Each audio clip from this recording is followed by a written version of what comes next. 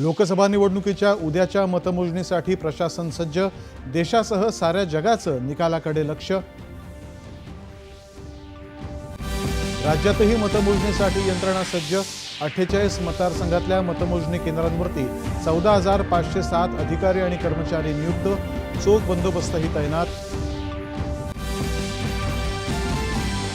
यंदाच्या लोकसभा निवडणुकीत 64 कोटीहून अधिक मतदारांनी मतदानाचा हक्क बजावला, नवा विश्वविक्रम झाल्याची केंद्रीय निवडणूक आयोगाची पत्रकार परिषदेत माहिती। भारताचा विकास जागतिक परिप्रेक्ष्यात पाहायला हवा, नवी भव्य स्वप्न पाहायला हवीत, पंतप्रधान नरेंद्र मोदी यांनी देशवासियांना लिहिलेल्या पत्रात केलं आवाहन।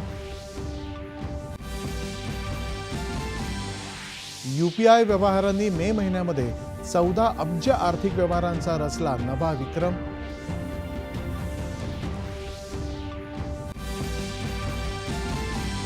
मतदानोत्तर चाचणीच्या अंदाजांचे शेअर बाजारामध्ये सकारात्मक पडसाद, निफ्टीसह मुंबई शेअर बाजाराच्या निर्देशांकामध्ये उसळी।